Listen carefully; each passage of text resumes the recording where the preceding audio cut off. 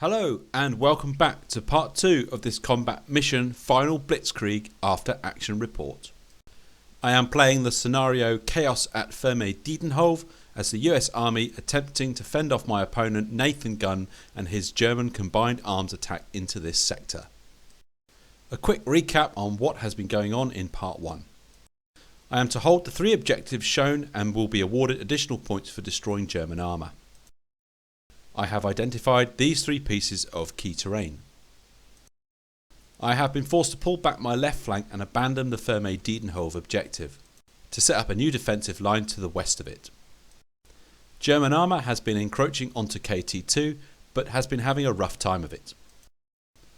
More armour has manoeuvred south of KT2, where they are proving to be a thorn in my side. However, reinforcements have arrived in the form of a platoon of M24 Chaffee light tanks and a platoon of M36 Jackson tank destroyers. The time is 10:50 hours. I am still expecting a platoon of infantry from the 41st Armoured Infantry Regiment to arrive, and a P-47D Thunderbolt will be available from 1100 hours. I am 35 minutes into the battle and have not yet spotted any of the King Tigers that were mentioned in the intelligence report. At Ferme Diedenhove, the harassing barrage from the priests continues.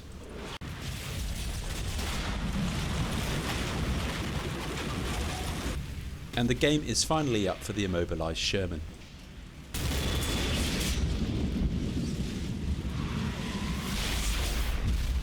Allowing the German armour to creep ever forward.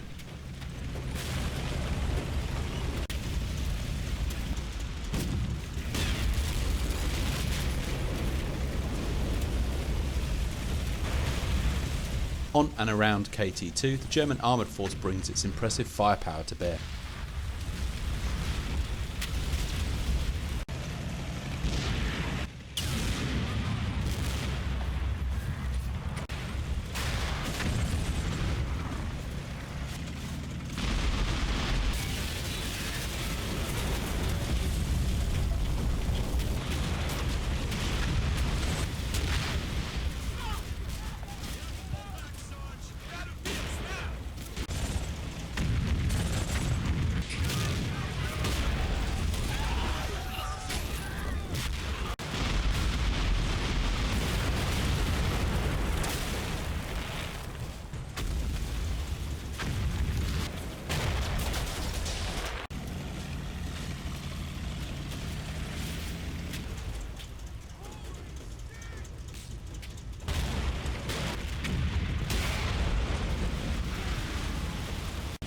Regardless of how much armour I destroy, the panzers just keep on coming.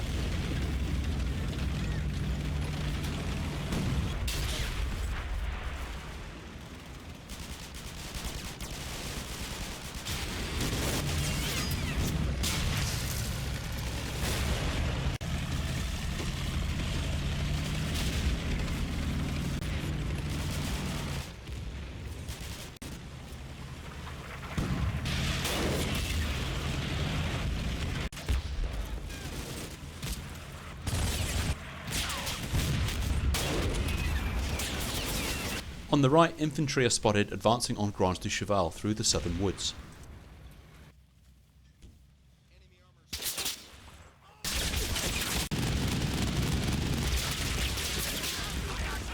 Armour in the centre has the route covered.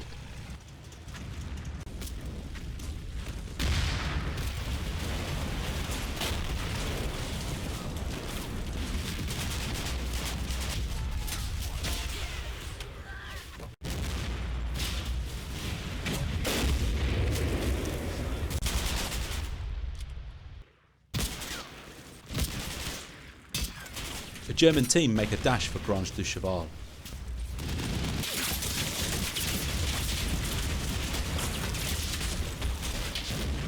But they never had a chance.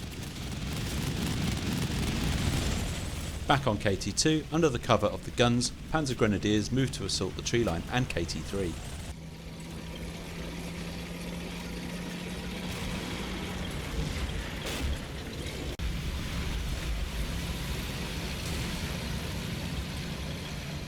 The advancing German force falls into the cover arc of number 2 gun near Grange de Cheval.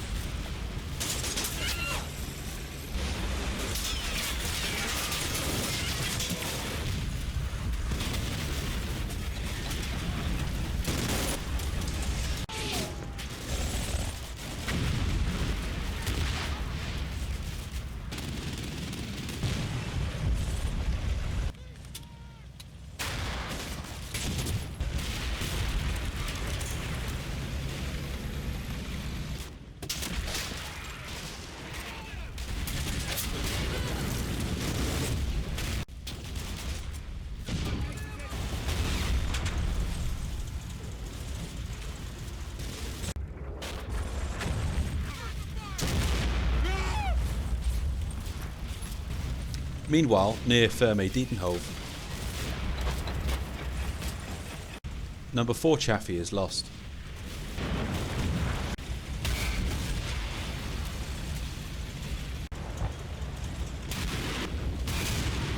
Whilst number 1 Chaffee penetrates one of the Sturmpanzers, causing its ammo to explode. The strength of the resulting explosion knocks out the adjacent Sturmpanzer as well. 2 for the price of 1.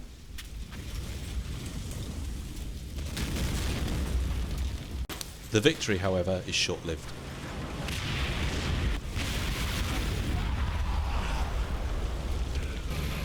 At the rear, 2nd Platoon of B Company of the 41st Armoured Infantry Regiment arrive. Strategic Update 3, 10:56 hours, 41 minutes into battle. 3rd Platoon of B Company of the 41st Armoured Infantry Regiment are in the woods west of Ferme Diedenhove. Their 2nd Platoon have just arrived from the northwest. With the Armoured Infantry are the shattered remnants of 2nd Platoon A Company of the 506 Parachute Infantry Regiment, with their 1st Platoon on the far right and 3rd Platoon on the T-junction objective. 3rd Platoon of A Company of the Engineered Battalion are on KT3. Having lost 2 of the Chaffies, the remaining 3 are supporting the line in the woods. I still have 1 anti-aircraft gun on the left flank and 1 on the right flank supporting Grange de Cheval. From the starting 9 Shermans, only 1 is left, but its main gun is out of action. I still have all 3 of the 57mm guns. Number 1 gun is positioned between KT3 and the T-junction objective. On the right, number 2 gun has taken out a Jagdpanzer, a Panther and a half-track on KT2. Number 3 gun is positioned on the T-junction. I still have 3 working Jacksons. Number 4 is just behind the T-junction covering KT2, with number 5 and number 6 covering the centre right. Number 3 Jackson has been immobilised on a woodland trail and is of no use. The German infantry on my left are now at this line, with Panzer Grenadiers moving into the centre and threatening KT3. On my right, German infantry have pushed down the edge of this flank and have made attempts to get onto the Grange du Cheval objective, which have so far failed. The main German armour push has been an ongoing attempt to get onto KT2, with a smaller force lower down the hill to the south. However, by identifying this piece of key terrain and setting up a defence to deny it to my opponent, I seem to be doing something right. Despite me having lost 14 armoured vehicles up to this point, I have counted 22 enemy armoured units destroyed. On KT2 alone are 8 smashed and burning Panzerholz. All the vehicles in this shot have been destroyed. They include 1 Panzer IV, 1 Flak Panzer, 2 Jagdpanzers, 2 Panthers and the recent 2 Sturmpanzers. If this is not a good demonstration of what constitutes a kill zone, then I don't know what is. Things are not looking too bad. I still have possession of the T-junction and Grange du Cheval, as well as KT3 and of course KT1, which is the T-junction objective. Although I have not been able to fully deny KT2 to my opponent up to this point, I have made him pay for coming up here. My opponent has possession of Ferme Diedenhove but does not possess any key terrain. However, he is threatening both KT3 in the centre and Grange du Cheval on my right, but may find it difficult to push any advantage in these locations if he can't establish a fire support base on KT2. My last reinforcement is 1 P47D Thunderbolt, available in 4 minutes. On the right, German infantry continue to push towards Grange du Cheval.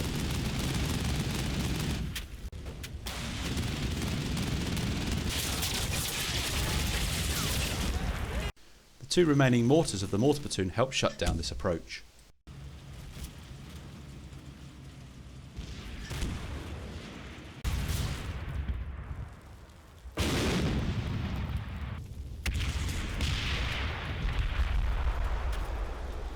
And the first assault wave is seen off. At Ferme Diedenhove, the barrage lifts. Half of the perimeter wall has been reduced to rubble, and only 2 of the original 10 buildings remain standing. Below KT2, the smaller armoured force is still causing havoc.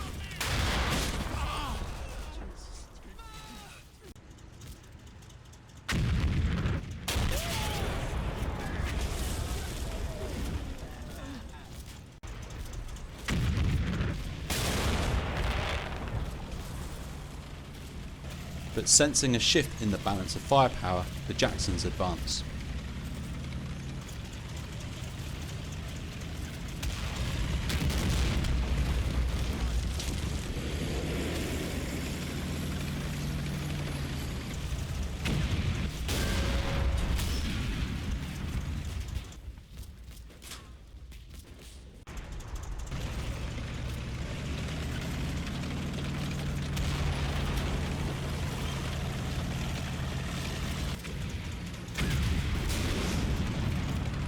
With the German armour weakening, the US armour and scouts continue to push forward.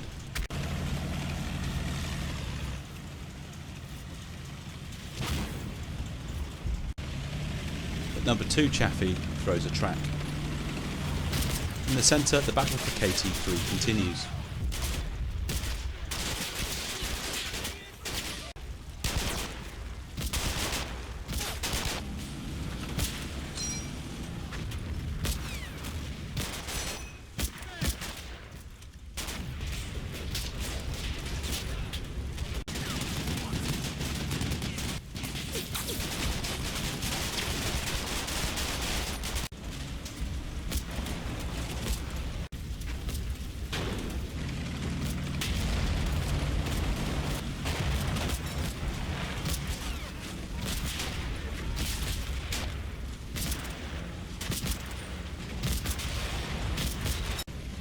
Once the initial firefight is won, the engineers advance.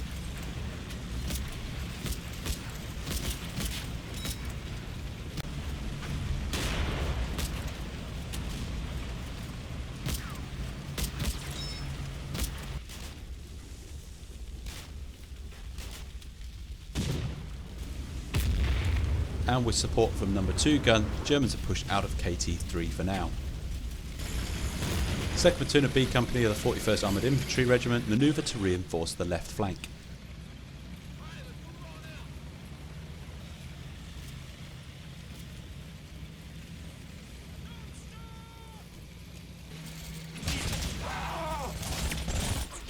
But the Fallschirmjäger have outflanked them.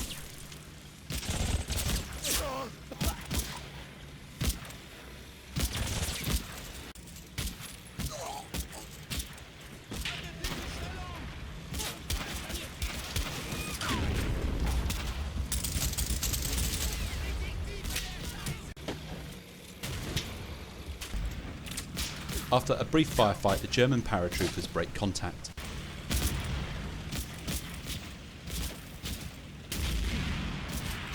On the right flank, a second German wave of infantry attempt to dislodge the paratroops of 1st Platoon from Grange du Cheval.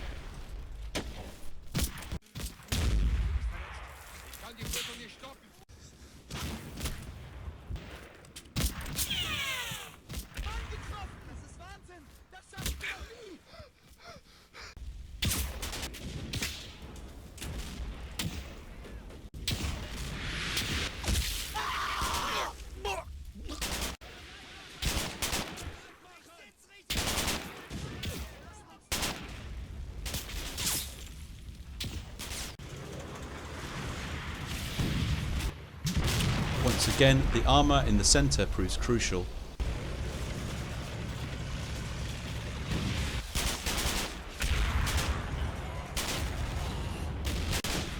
And the second wave is repulsed.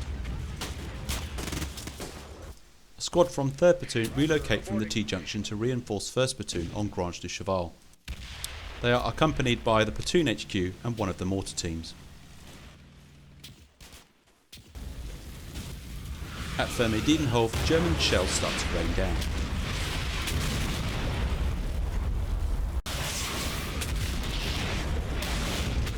The enemy had claimed this objective, so I can only assume this barrage is to deter a counter-attack by my forces.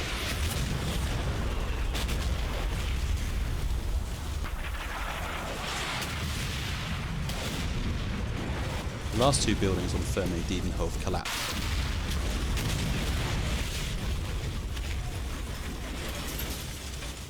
In the centre, the tank destroyer scout section advanced. But it's the infantry on the right that spots an ominous sight coming over the crest of KT2.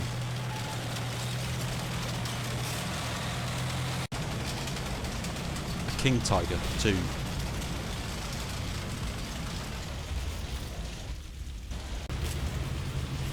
The scout section scurries for cover.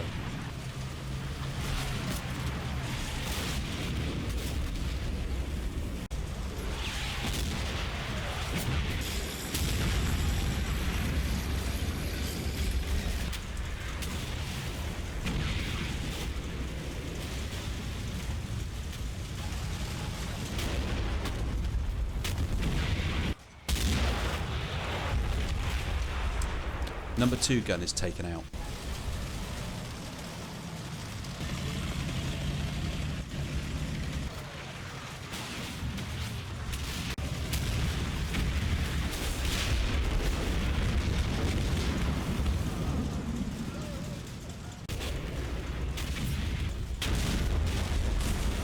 My initial concern quickly evaporates with the destruction of one of the King Tigers. A half-track tries to extract itself off of KT2.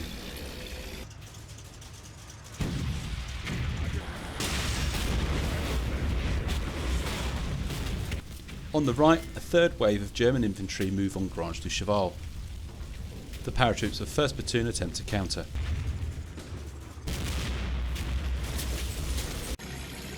A half-track from the armoured infantry and a scout from the tank destroyer platoon sprint under the hill to support them.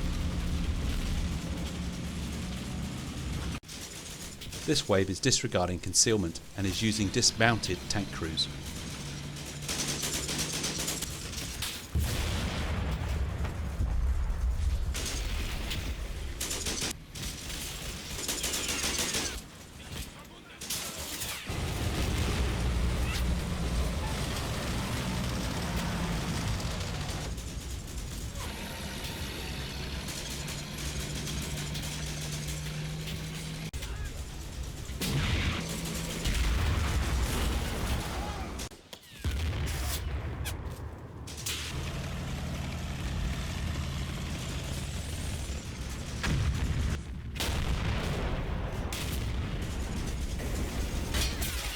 From the T-junction, number 4 and 5 Jackson take on the King Tigers.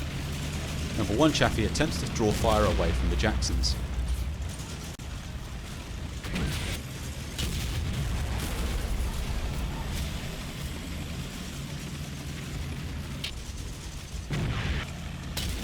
It doesn't quite go to plan.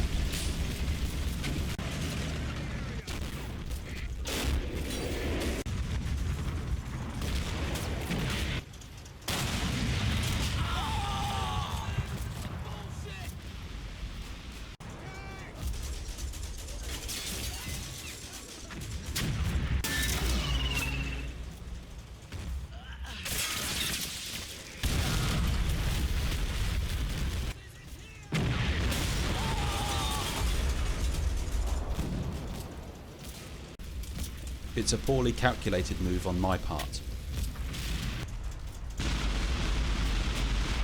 However, the sting is tempered somewhat by the arrival of the P-47D Thunderbolt.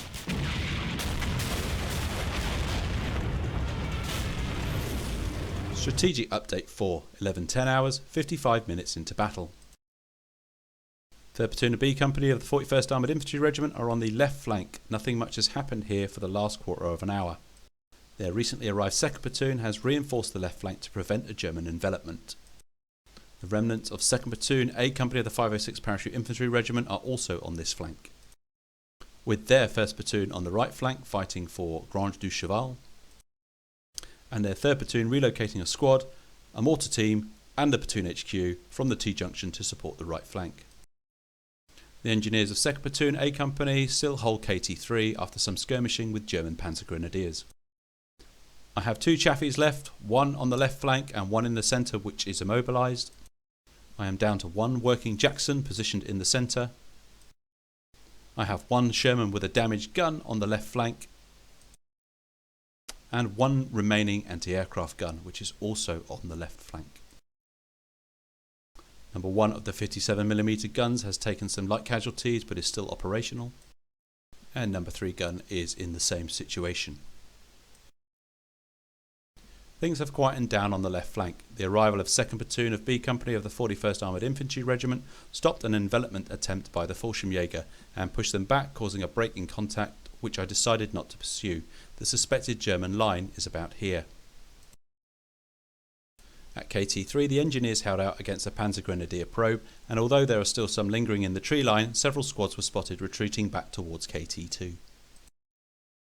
The arrival of an entire King Tiger platoon has come as a surprise. I genuinely believed that I had my opponent on the ropes and was becoming increasingly confident that the intelligence reports of the King Tigers had been exaggerated. The platoon set up on and south of KT2. One of the King Tigers south of KT2 was taken out by one of the Jacksons quite quickly, and filled with confidence that I could take out the remaining King Tigers if I played it right, I sent 2 of the Jacksons to engage the King Tigers whilst using a Chaffee as a decoy. This ended in disaster as all 3 armoured vehicles were lost at the cost of scratching the paint off of one of the King Tigers. This has seriously weakened the T-junction objective. On the right, a second wave of German infantry pushed down this flank.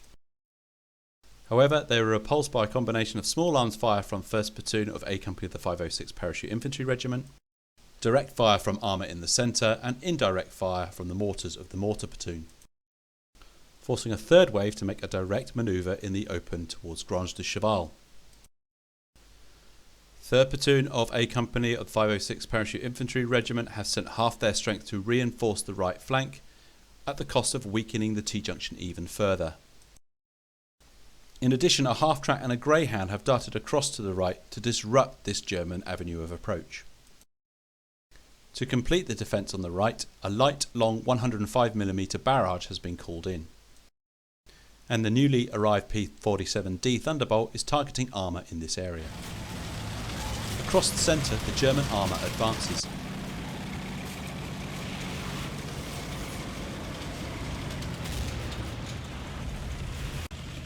The last active Jackson pulls back into cover just in time.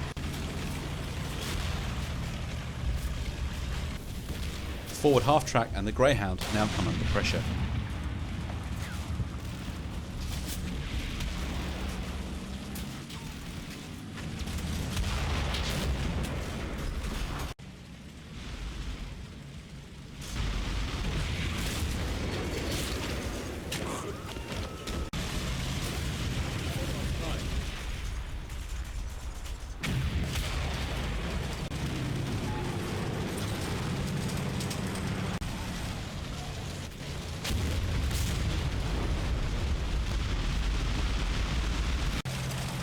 King Tiger on KT2 narrowly escapes a second bombing run and manoeuvres towards the T-junction. On its left, a second King Tiger edges forward, right into the cover arc of the last Jackson.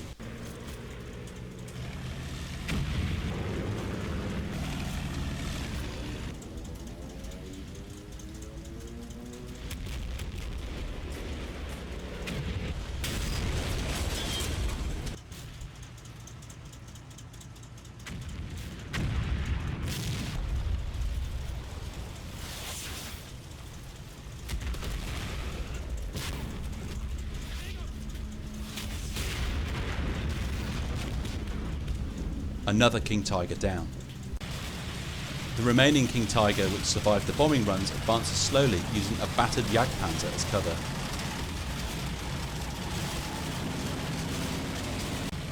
The Jagdpanzer's main gun seems to be out.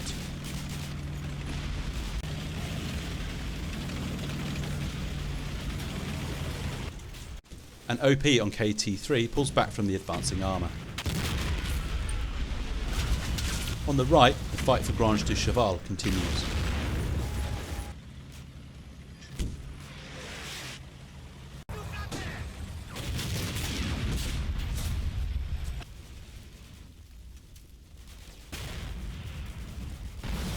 The paratroopers of 1st Platoon push forward as more German infantry rush across the open ground.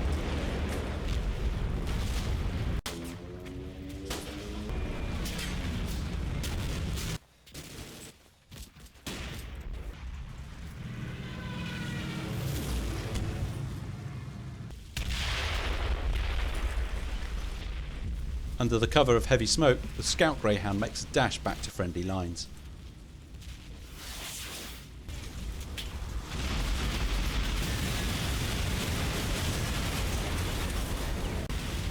The artillery mortars hit the German approach on the right.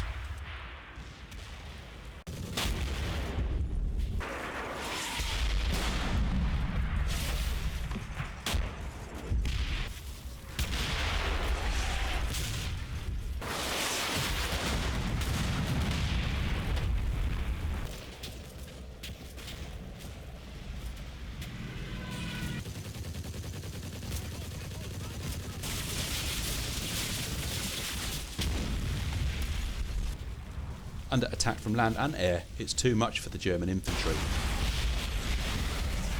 Without warning, a heavy German barrage hits the T-junction.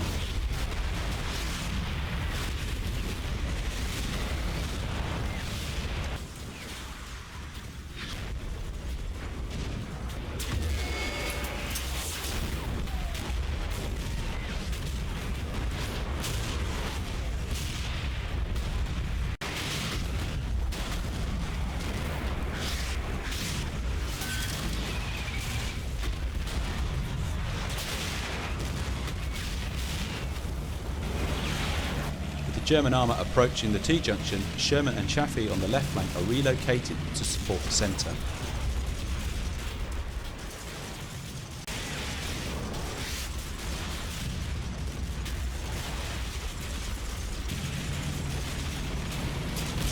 West of Ferme Diedenhove, despite the withdrawal of the tanks, the armoured infantry steel themselves for a final push onto the objective.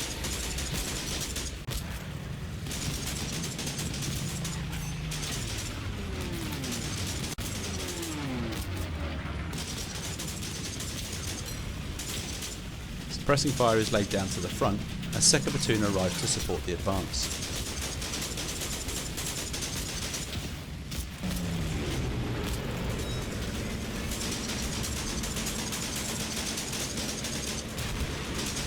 The attack signal is given.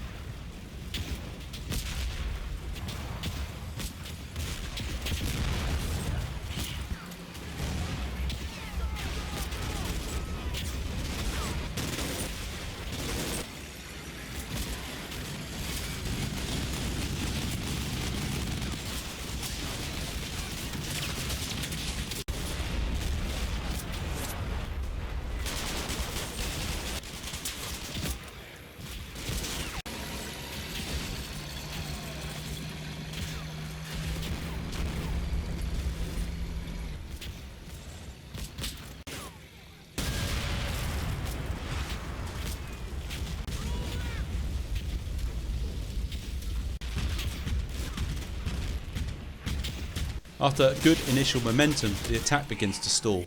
There is still a significant amount of German firepower on and around Ferme Diedenhove.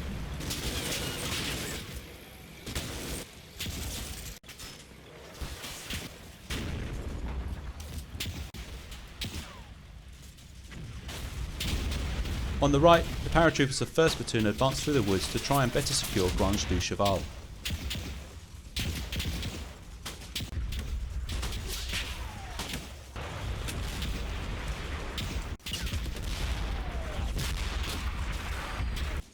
As the platoon advances, the large number of German casualties lying in these woods becomes apparent.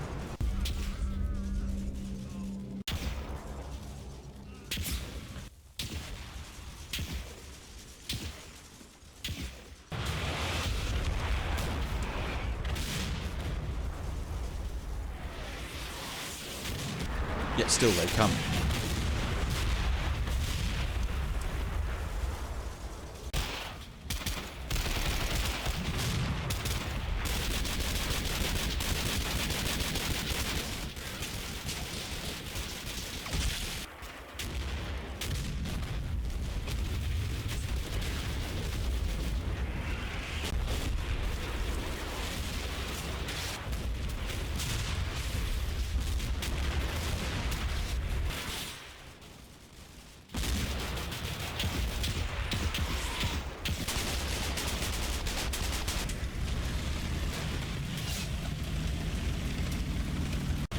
In the dying minutes of the battle, the Sturmpanzer on this flank makes a dash for Grange du Cheval.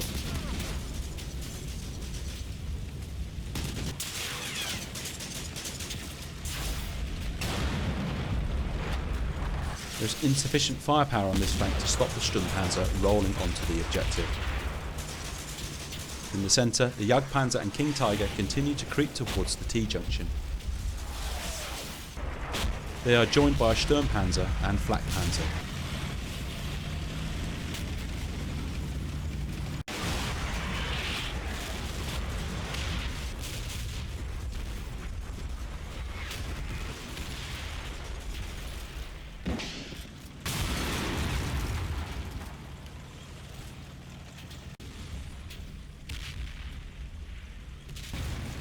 The Sherman and Chaffee arrive in the centre from the left.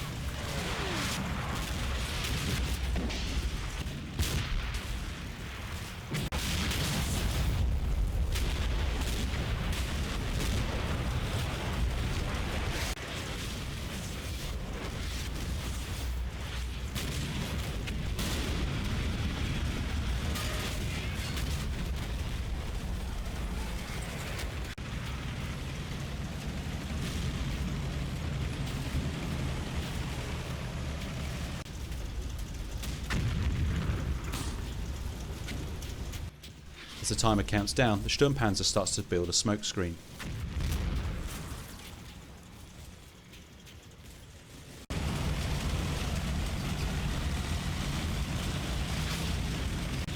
Allowing it to make a dash for the T-junction.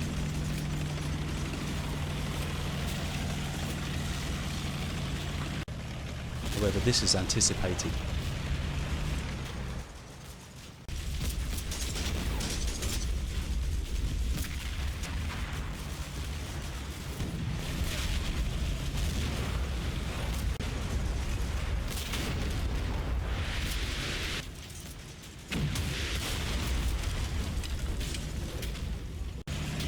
Flakpanzer tries the same trick.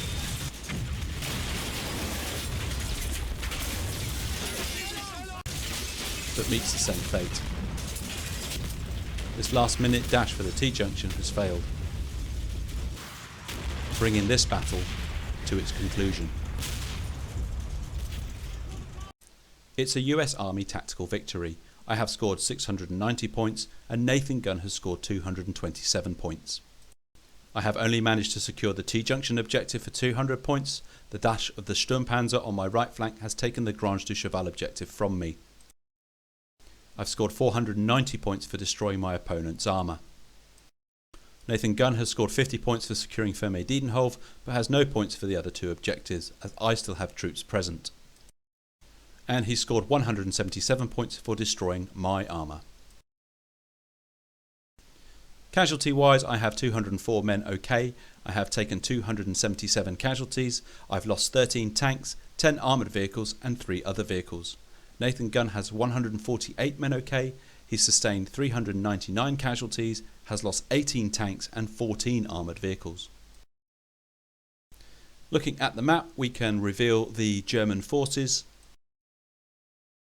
On the left, we can see how the fight around Ferme Diedenhove has turned out.